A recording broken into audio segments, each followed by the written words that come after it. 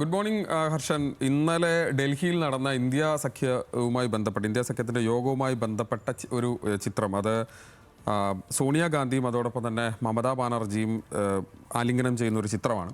ഈ ചിത്രം വെച്ച് പലതരത്തിലുള്ള തലക്കെട്ടുകൾ ഇന്ന് പല പത്രങ്ങളിലായി നമുക്ക് കാണാൻ കഴിയും. അതിൽ ഏറ്റവും രസകരമായി തോന്നിയ അല്ലെങ്കിൽ ഏറ്റവും ഭംഗിയായി തോന്നിയ തലക്കെട്ട് മെട്രോ വാർത്തയുടെയാണ്. അടി തട ഐക്യം എന്നാണ് അവർ അതിന് ഹെഡ്ലൈൻ കൊടുത്തിരിക്കുന്നത്. ഇന്ത്യ മുന്നണി യോഗത്തിൽ പോരടിച്ച് കക്ഷികൾ, ഡീലിൻ്റെ പേരിൽ ഇടഞ്ഞ് CPIM, ഒടുവിൽ രാഹുലിൻ്റെ ഐക്യ ആഹ്വാനം, ധർമ്മേന്ദ്ര പ്രധാന്റെ രാജി ആവശ്യപ്പെടാൻ തീരുമാനം, നീറ്റ് CBSE പരീക്ഷാ വീഴ്ചകൾക്കെതിരെ ഒരുമിച്ച് നിന്ന് പ്രതിഷേധിക്കും എന്നാണ് നേരത്തെ പറഞ്ഞ ആ ആലിംഗന ചിത്രം വെച്ച് മെട്രോ വാർത്ത ആ വാർത്തയെ കൈകാര്യം ചെയ്തിരിക്കുന്നത്.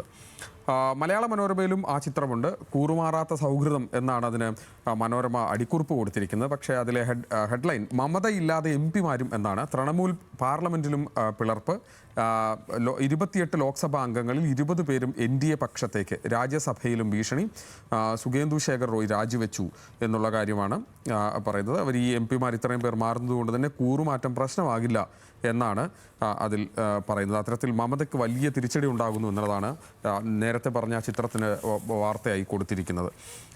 അതുതന്നെയാണ് മാധ്യമത്തിനുമുള്ളത്. അത് 20+, NDA എന്നാണ്. തൃണമൂൽ MP-മാർ NDAക്കൊപ്പം പിന്തുണ അറിയിച്ച 20 MP-മാർ സ്പീക്കർക്ക് കത്തെഴുതി. അവർ പ്രത്യേക ബ്ലോക്കുകളായിരിക്കും, NDA പിന്തുണയ്ക്കും എന്നുള്ള കാര്യങ്ങളെല്ലാം ചേർത്ത് വെച്ചുകൊണ്ടുള്ള വാർത്തയാണ് മാധ്യമത്തിൽ ഒന്നാം പേജിൽ ആ വാർത്ത ഇന്ന് നൽകിയിരിക്കുന്നത്.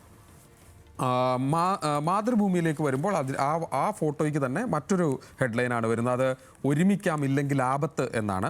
മമത വേണം എന്നും മാതൃഭൂമിയിൽ അതിൻ്റെ അടിക്കുറിപ്പായി വരുന്നു. ഐക്യ ആഹ്വാനമായി ഇന്ത്യ സഖ്യം, പിണറായിക്കെതിരെയുള്ള രാഹുലിൻ്റെ പരാമർശവും ചർച്ചയിൽ, DMKയും ആം ആദ്മി പാർട്ടിയും പങ്കെടുത്തില്ല എന്നതടക്കം ചേർത്ത് വെച്ചുകൊണ്ടാണ് അതിൽ ആ വാർത്ത ഇന്ന് മാതൃഭൂമി നൽകിയിരിക്കുന്നത്. അങ്ങനെ ഒരേ ചിത്രത്തിൻ്റെ പലതരത്തിലുള്ള ഹെഡ്ലൈനുകൾ നമുക്കിന്ന് പത്രങ്ങളിൽ കാണാൻ കഴിയും. സുപ്രഭാതം പത്രത്തിൽ മറ്റു വാർത്തകളിലേക്ക് പോവുകയാണെങ്കിൽ, സുപ്രഭാതം പത്രത്തിൽ അത് ഇസ്രായേൽ ഇറാൻ ആക്രമണവുമായി ബന്ധപ്പെട്ട വാർത്തയാണ്. ആക്രമണം പിൻവാങ്ങൽ എന്നാണ് സുപ്രഭാതം അതിന് ഹെഡ്ലൈൻ കൊടുത്തിരിക്കുന്നത്. ഒടുവിൽ ആക്രമണം അവസാനിപ്പിച്ച ഇരു രാജ്യങ്ങളും കുതിച്ച് എണ്ണവില, ഇറാനിലുള്ള ഇന്ത്യക്കാർ ഉടൻ രാജ്യം വിടണമെന്ന് വിദേശകാര്യ മന്ത്രാലയം പറഞ്ഞ കാര്യം കൂടി ചേർത്ത് വെച്ചുകൊണ്ടാണ് സുപ്രഭാതം ആ വാർത്ത ഇന്ന് റിപ്പോർട്ട് ചെയ്യുന്നത്. മാധ്യമത്തിലും ആ വാർത്തയുണ്ട്. അതിന് വീണ്ടും യുദ്ധം, സമാധാനം എന്നാണ് അവർ അതിന് ഹെഡ്ലൈൻ കൊടുത്തിരിക്കുന്നത്. തെഹ്റാനിലും ഇസ്ഫഹാനിലും വ്യോമാക്രമണം നടത്തി ഇസ്രായേൽ, തിരിച്ചടിച്ച് ഇറാൻ. ആക്രമണം അവസാനിപ്പിക്കുമെന്ന് ട്രംപ്, തൽക്കാലം നിർത്തുന്നുവെന്ന് ഇറാൻ എന്നുള്ളതാണ്. പശ്ചിമേഷ്യ യുദ്ധനിഴലിൽ തന്നെ എന്ന് പറയുന്നു. ഹോർമുസിൽ അപകടം, 24 ഇന്ത്യൻ കപ്പൽ ജീവനക്കാരെ രക്ഷപ്പെടുത്തിയ വാർത്തയടക്കം വലിയ വാർത്തയായിട്ട് തന്നെയാണ് മാധ്യമം ഇന്ന് ആ വാർത്ത ഒന്നാമത്തെ പേജിൽ തന്നെ റിപ്പോർട്ട് ചെയ്തിരിക്കുന്നത് നമുക്ക് കാണാൻ കഴിയും. ഇന്ത്യയിലേക്ക് തിരിച്ചു വന്നാൽ ഇന്ത്യയിൽ മറ്റൊരു പ്രധാനപ്പെട്ട വാർത്തയായി ജന്മഭൂമി ഇന്ന് ഒന്നാമത്തെ വാർത്ത കൊടുത്തിരിക്കുന്നത്. 3ാം മോദി സർക്കാർ ഇന്ന് 2 വർഷം പൂർത്തിയാക്കുന്നു എന്നാണ്. പാവപ്പെട്ടവരുടെ ക്ഷേമത്തിന് 12 വർഷങ്ങൾ, അതായത് നരേന്ദ്രമോദി സർക്കാരിൻ്റെ 3ാമത്തെ വർഷം, 12 വർഷത്തിലേക്ക് കടക്കുന്നു എന്നുള്ളതാണ് ആ വാർത്ത. അത് ജന്മഭൂമി ഒന്നാമത്തെ പേജിൽ വളരെ പ്രധാനപ്പെട്ട വാർത്തയായി ഇന്ന് നൽകിയിരിക്കുന്നത് നമുക്ക് കാണാൻ കഴിയും. വീണ്ടും മാതൃഭൂമിയിലേക്ക് വരുമ്പോൾ അതിൽ മറ്റൊരു പ്രധാനപ്പെട്ട വാർത്തയുണ്ട്. അത് EDക്ക് 134 രേഖകൾ കിട്ടും എന്നാണ്. CMRL എക്സാലോജിക് ഇടപാടുമായി ബന്ധപ്പെട്ട് EDക്ക് 134 രേഖകൾ നൽകാൻ കോടതി നിർദ്ദേശ കാര്യമാണ്. രേഖകളുടെ പകർപ്പ് SFIO EDക്ക് കൈമാറണമെന്ന് പ്രത്യേക കോടതി വ്യക്തമാക്കി. രേഖകൾ ഇവ: വീണയുടെ കമ്പനിയായ എക്സാലോജിക് സൊല്യൂഷൻസും CMRLും തമ്മിലുണ്ടാക്കിയ കരാറുകൾ, വീണയുടെ മൊഴി, CMRL ഉദ്യോഗസ്ഥരെ ചോദ്യം ചെയ്തപ്പോൾ ലഭിച്ച വിവരങ്ങൾ, സാമ്പത്തിക ഇടപാടുകൾ, മറ്റ് രേഖകൾ, കരാർ രേഖകൾ എന്നിവ നൽകാൻ നിർദ്ദേശം നൽകി എന്നുള്ള കാര്യമാണ് മാധ്യമം ഒന്നാം പേജിൽ റിപ്പോർട്ട് ചെയ്യുന്നത്. മറ്റൊരു വാർത്ത കേരള കൗമുദിയിൽ, മറ്റു പത്രങ്ങളിലും ഈ വാർത്തയുണ്ട്. കേരള കൗമുദിയിൽ അത് റീൽസുകാർ കുടുങ്ങും എന്നാണ്. സലീം കുമാറിൻ്റെ മകൻ ചന്തു പറഞ്ഞത് പോലീസിൻ്റെ ശ്രദ്ധയിൽ വന്നു എന്നാണ് പറയുന്നത്. സന്ദർഭവും സുജനമര്യാദയും പാലിക്കാതെ സാമൂഹിക ജീവിതത്തെ അലങ്കോലമാക്കുന്ന ഓൺലൈൻ മാധ്യമക്കാരെ പിടിച്ചുകെട്ടാൻ ആഭ്യന്തര വകുപ്പ് ഒരുക്കം തുടങ്ങിയെന്നാണ് ആ വാർത്ത. സ്ഥിരം അലങ്കോലക്കാർ. വിഖ്യാത ചലച്ചിത്രകാരൻ ഷാജിയൻ കരുണിൻ്റെ മൃതശരീരം പൊതുദർശനത്തിന് വെച്ചപ്പോഴും സെലിബ്രിറ്റികളെ പകർത്താനായി ഇവരുണ്ടായിരുന്നു. ഇവർക്കെതിരെ നിർമ്മാതാവ് രഞ്ജിത്ത് തട്ടിക്കയറുകയും ചെയ്തു. നടൻ നടൻ ശ്രീനിവാസൻ മരിച്ചപ്പോഴും ഇക്കൂട്ടക്കാരുടെ ശല്യം ഉണ്ടായി എന്ന് അതിരുവിട്ടിരുന്നു എന്നുള്ള കാര്യം പറയുന്നു. അഴിയെണ്ണേണ്ടി വരും. 2000 ഇൻഫർമേഷൻ ടെക്നോളജി ആക്ട് സെക്ഷൻ 66 ഈ പ്രകാരം ഒരാളുടെ സ്വകാര്യത ലംഘിച്ച ചിത്രങ്ങളോ വീഡിയോകളോ പകർത്തിയാൽ പ്രചരിപ്പിക്കുകയോ ചെയ്യുന്നത് 3 വർഷം വരെ തടവും 2 ലക്ഷം രൂപ വരെ പിഴയും ലഭിക്കാവുന്ന കുറ്റമാണ് എന്നുള്ള കാര്യം ചേർത്ത് വെച്ചുകൊണ്ടാണ് കേരള കൗമുദി ആ വാർത്ത ഇന്ന് ഒന്നാമത്തെ പേജിൽ തന്നെ റിപ്പോർട്ട് ചെയ്ത്. നേരത്തെ പറഞ്ഞ പോലെ മറ്റ് പത്രങ്ങളിലും ആ വാർത്തയുണ്ട്. ദീപികയിലും മറ്റ് പത്രങ്ങളിലുള്ള വാർത്തയാണ് IAS തലപ്പത്ത് വൻ അഴിച്ചുപണി എന്നാണ്. ബി അശോക് ഉന്നത വിദ്യാഭ്യാസ പ്രിൻസിപ്പൽ സെക്രട്ടറി. കഴിഞ്ഞ സർക്കാരുമായി വലിയ തരത്തിൽ ഇടഞ്ഞു നിന്ന ഒരു IAS ഉദ്യോഗസ്ഥനായിരുന്നു ബി അശോക്.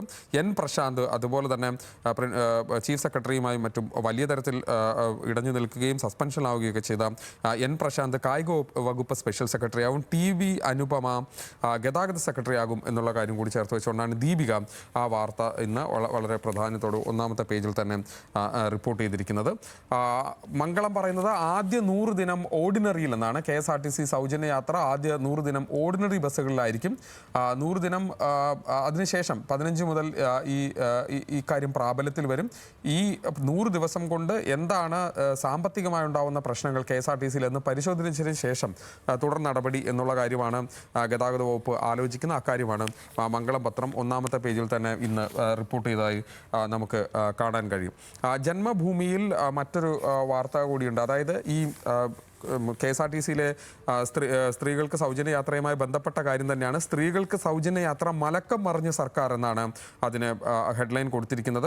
പ്രായഭേദമന്യേ എല്ലാ സ്ത്രീകൾക്കും മുഴുവൻ KSRTC ബസ്സുകളിലും സൗജന്യ യാത്ര നടപ്പാക്കുമെന്ന UDF തെരഞ്ഞെടുപ്പ് വാഗ്ദാനത്തിൽ മലക്കം മറിഞ്ഞ് VD സതീശൻ സർക്കാർ. എല്ലാ ബസ്സുകളിലും സൗജന്യ യാത്ര എന്ന വാഗ്ദാനം തൽക്കാലം നടപ്പാക്കേണ്ടതില്ലെന്ന് തീരുമാനം. ഇന്നലെ മുഖ്യമന്ത്രിയുടെ ചേംബറിൽ മുഖ്യമന്ത്രിയും ഗതാഗത മന്ത്രിയും ആയി നടത്തിയ ചർച്ചയിലാണ് ഇക്കാര്യത്തിൽ തീരുമാനമെടുത്തത്. നേരത്തെ പറഞ്ഞ പോലെ തന്നെ ഓർഡിനറി ബസ്സുകളിൽ മാത്രം സൗജന്യ യാത്ര എന്ന നിലയിലേക്ക് കാര്യങ്ങൾ മാറി എന്നുള്ള കാര്യം ജന്മഭൂമി ഒന്നാമത്തെ വാർത്തയായി കൊടുക്കുന്നുണ്ട് പത്രത്തിൽ. ജനയുഗത്തിലൊരു വാർത്ത, അത് ഷിഗല്ല രോഗവ്യാപനം ജാഗ്രതാ നിർദ്ദേശമെന്നാണ്. ഷിഗല്ല രോഗവ്യാപന ആശങ്കയിൽ സംസ്ഥാനം 128 പേർക്ക് നിലവിൽ രോഗം സ്ഥിരീകരിച്ചു. കഴിഞ്ഞ വർഷത്തെ അപേക്ഷിച്ച് ഇരട്ടിയിലധികം പേരിലാണ് രോഗം വ്യാപിച്ചിരിക്കുന്നത്. അതുകൊണ്ട് തന്നെ ജാഗ്രതാ നിർദ്ദേശം ആരോഗ്യവകുപ്പ് നൽകുന്നു എന്നുള്ള കാര്യം ജനയുഗം ഒന്നാം പേജിൽ വാർത്തയായി നൽകുന്നുണ്ട്. സിറാജ് പത്രത്തിലും മറ്റു പത്രങ്ങളിലുള്ള വാർത്തയാണ്. മഴയുമായി ബന്ധപ്പെട്ട വാർത്തയാണ്. വടക്കൻ കേരളത്തിൽ അതിതീവ്ര മഴയ്ക്ക് സാധ്യത, റെഡ് അലേർട്ടാണ്. സംസ്ഥാനത്ത് കാലവർഷം സജീവമായതോടെ വലിയ തരത്തിൽ മഴ ലഭിക്കുന്നു. കോഴിക്കോട്, കണ്ണൂർ, കാസർഗോഡ് ജില്ലകളിൽ ഇന്ന് ചുവപ്പ് ജാഗ്രത പ്രഖ്യാപിച്ചു. മലപ്പുറം, വയനാട് ജില്ലകളിൽ ഇന്ന് ഓറഞ്ച് ജാഗ്രതയും, പത്തനംതിട്ട, കോട്ടയം, ഇടുക്കി, എറണാകുളം, തൃശൂർ, പാലക്കാട് ജില്ലകളിൽ ഇന്ന് മഞ്ഞ ജാഗ്രതയുമാണ്, മഞ്ഞ അലേർട്ടുമാണ് എന്നുള്ള കാര്യം പറഞ്ഞുകൊണ്ടാണ് സിറാജ് ആ വാർത്ത ഒന്നാമത്തെ പേജിൽ തന്നെ റിപ്പോർട്ട് ചെയ്യുന്നത്. മനോരമയിലേക്ക് വന്നാൽ സ്പോർട്സ് പേജിൽ ലോകകപ്പ് ഫുട്ബോളുമായി ബന്ധപ്പെട്ട വാർത്തയാണ്. അതിന് അവർ ഹെഡ്ലൈൻ കൊടുത്തിരിക്കുന്നത് ചൂടാവല്ലേ എന്നാണ്. ലോകകപ്പ് വേദികളിലെ ഉയർന്ന ചൂട് ടീമുകൾക്ക് വെല്ലുവിളിയാകുന്നു എന്നാണ് പറയുന്നത്. England team captain Harry Kane പരിശീലനത്തിനിടെ വേർത്ത് കുളിച്ചു നിൽക്കുന്ന ഒരു ചിത്രം കൂടി കാണാം. സ്വന്തം നാട്ടിൽ 12 ഡിഗ്രി സെൽഷ്യസ് കുളിർമയിൽ നിന്നെത്തുന്ന നോർവേ ടീമിന് ന്യൂജേഴ്സിയിലെ ലോകകപ്പ് മത്സരങ്ങൾ സ്റ്റീം ബാത്തിന് തുല്യമായി തോന്നിയാൽ അത്ഭുതപ്പെടാനില്ല. ന്യൂജേഴ്സിയും കൻസസ് സിറ്റിയും അടക്കം US-ൽ ഫിഫ ലോകകപ്പിന് വേദിയൊരുക്കുന്ന നഗരങ്ങളിലെല്ലാം പകൽ സമയത്ത് അനുഭവപ്പെടുന്നത് പ്രതീക്ഷിച്ചതിലും ഉയർന്ന ചൂടാണ്. ഇന്നലെ ഉച്ചയ്ക്ക് ന്യൂജേഴ്സിയിൽ താപനില 30 ഡിഗ്രി സെൽഷ്യസ് മുട്ടി എന്നുള്ളതാണ്. അത്തരത്തിൽ വലിയ ചൂടത്താണ് പല ടീമുകളും കളിക്കേണ്ടി വരിക. പ്രത്യേകിച്ച് തണുപ്പുള്ള രാജ്യങ്ങളിൽ നിന്ന് വരുന്ന ടീം അംഗങ്ങൾ വലിയ തരത്തിൽ പ്രതിസന്ധിയിലാകും എന്നുള്ള കാര്യം കൂടി പറയുന്നു. എഡിറ്റോറിയലിലൂടെ നോക്കി നമുക്ക് അവസാനിപ്പിക്കാം. സുപ്രഭാതം പത്രത്തിലെ എഡിറ്റോറിയൽ പറയുന്നത് SIR ഭയപ്പെട്ടത് സംഭവിച്ചു എന്നാണ്. SIR നടപടിക്രമങ്ങളുമായി നേരത്തെ എന്താണോ ഭയപ്പെട്ടത് അത് സംഭവിച്ചു എന്നാണ്. SIR-നിടെ വിദേശികളെന്ന് സംശയിച്ച് വോട്ടർ പട്ടികയിൽ നിന്ന് ഒഴിവാക്കിയവരുടെ പേര് വിവരങ്ങൾ പൗരത്വ പരിശോധനയ്ക്ക് കേന്ദ്ര ആഭ്യന്തര മന്ത്രാലയത്തിന് കൈമാറാൻ മുഖ്യ തെരഞ്ഞെടുപ്പ് ഓഫീസർമാർക്ക് നിർദ്ദേശം നൽകിയിരിക്കുകയാണ്. തെരഞ്ഞെടുപ്പ് കമ്മീഷൻ, ജില്ലാ ഭരണകൂടം, പോലീസ് എന്നിവർ മുഖേന ലഭ്യമാക്കുന്ന വിവരങ്ങളാണ് പൗരത്വ പരിശോധനയ്ക്ക് കേന്ദ്ര ആഭ്യന്തര മന്ത്രാലയത്തിന് കൈമാറുക.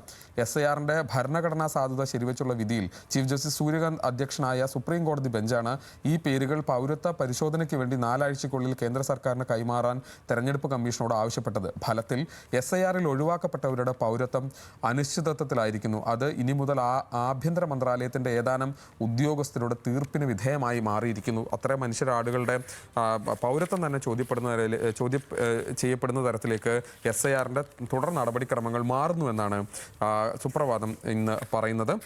മാതൃഭൂമി പറയുന്നത് അനിശ്ചിതത്വത്തിൻ്റെ 100 ദിനങ്ങൾ എന്നാണ് അവർ അതിന് ഹെഡ്ലൈൻ കൊടുത്തിരിക്കുന്നത്. അത് ഇറാൻ, ഇസ്രായേൽ അമേരിക്ക യുദ്ധവുമായി ബന്ധപ്പെട്ട കാര്യമാണ്. US ഇസ്രായേൽ സഖ്യവും ഇറാനും തമ്മിലുള്ള യുദ്ധം 100-ാം നാൾ പിന്നിടുമ്പോൾ സമാധാന പ്രതീക്ഷ അകലെയാണ്. പാകിസ്ഥാന്റെ മധ്യസ്ഥതയിൽ നടപ്പാക്കിയ താൽക്കാലിക വെടിനിർത്തൽ ഉണ്ടായിട്ടും അക്കാര്യത്തിൽ ഒരു കാര്യവും ഇതുവരെ നടപ്പായിട്ടില്ല. പശ്ചിമേഷ്യൻ സംഘർഷം അയയുന്ന ലക്ഷണമൊന്നുമില്ല എന്നാണ് നിരീക്ഷകരുടെ അഭിപ്രായമെന്നാണ്. ഒരു കാര്യം കൂടി പറഞ്ഞ് വേഗത്തിൽ അവസാനിപ്പിക്കാം. അത് നാം കഴുകരല്ല മാധ്യമപ്രവർത്തകർ എന്ന് ദീപിക ഹെഡ്ലൈൻ എഴുതിയിട്ടുണ്ട്. കെവിൻ കാർട്ടറുടെ കഴുകനും ബാലികയും എന്ന ഫോട്ടോയിൽ നിന്ന് സലീം കുമാറിന്റെ സംസ്കാര ചടങ്ങിലേക്ക് ഏറെ ദൂരമുണ്ട്. എന്താണ് നിങ്ങൾക്ക് വേണ്ടതെന്ന ചോദ്യം ആരൊക്കെയോ ചോദിക്കാതെ മാറ്റിവെച്ചതാണ് എന്നാണ്.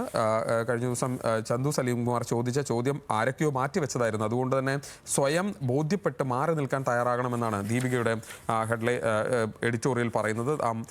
നാം കഴുകരല്ല മാധ്യമപ്രവർത്തകരാണ് എന്ന് ഓർമ്മിപ്പിക്കുകയാണ് ദീപിക. അങ്ങനെ നിരവധി വാർത്തകൾ ഇന്ന് പത്രങ്ങളിലായുണ്ട്. തിരിച്ച് ഹർഷനിലേക്ക്.